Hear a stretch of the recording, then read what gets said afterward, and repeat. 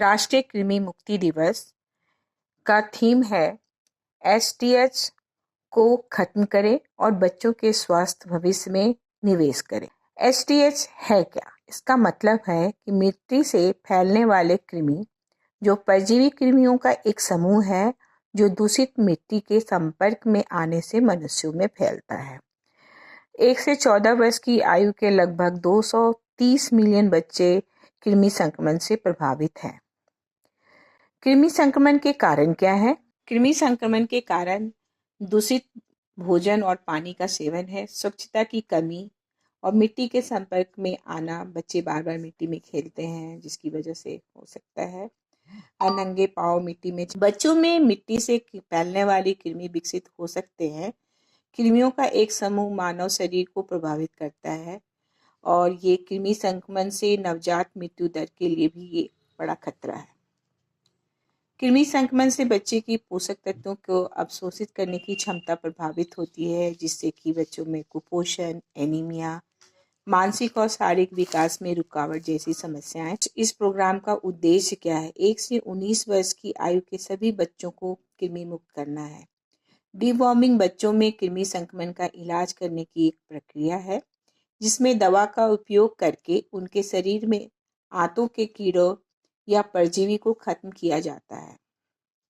कृमि मुक्ति कार्यक्रम के तहत भारत सरकार हर राज्य और केंद्र शासित प्रदेश में आंगनवाड़ी केंद्रों और स्कूलों के माध्यम से कृमिनाशक गोलियां वितरित करती है। पहला दौर हर साल 10 फरवरी को आयोजित किया जाता है और जबकि दूसरा दौर 10 अगस्त को आयोजित किया जाता है। इस दिवस का लक्ष्य है पर्यावरण और व्यक्तिगत स्वच्छता के महत्व के बारे में जागरूकता बढ़ाना और संक्रमण से बचने के तरीकों के बारे में जागरूकता करना।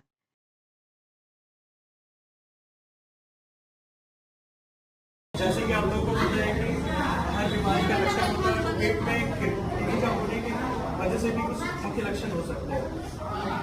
कुछ मुख्य लक्षण ये है कि भूख का कम लगना, पेट में दर्द होना, अपच होना, बच्चे का पढ़ाई में मन न लगना, बच्चे का वेट बहुत ज़्यादा कम हो जाना, बच्चे को थकान होना, ये कुछ मुख्य लक्षण है। अगर ये लक्षण आपको अपने बच्चे में देखने को मिलते हैं तो आप तुरंत ही नजदीकी स्वास्थ्य केंद्र जाएं और जल्द से जल्द उसकी जांच कराएं।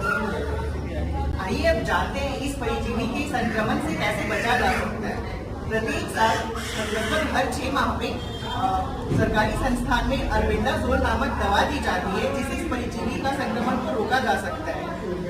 अगर बच्चे की उम्र 2 साल से कम है तो अल्बेंडाजोल की आधी गोली उसे चूर करके पानी में घोल करके पिलाना है। अगर 2 से 3 साल है बच्चे की उम्र तो उसे अल्बेंडाजोल की एक गोली पूरा चूर करके पानी में घोल करके पिलाना है और यदि उसकी उम्र 3 से अधिक है तो उसे पूरा एक गोली पानी के साथ चबा करके खाने को कह सकते हैं। साथ ही साथ हम लोग अपने दैनिक जीवन में कुछ आदतों का परिवर्तित करके भी इसका संक्रमण को रोक सकते हैं। जैसे खुले में शौच की जगह शौचालय का प्रयोग करना, शौचालय के बाद अच्छी तरह से 2-3 मिनट तक साबुन से हाथ धोना, खाना खाने से पहले अच्छे से साबुन से हाथ धोना, हमेशा साफ पानी पीना, हमेशा ठंडा और गर्म भोजन खाना, हमेशा साफ सुथरे पानी में भोजन को धोना और कहीं भी बाहर जाते वक्त चप्पल जूतों को पहनना।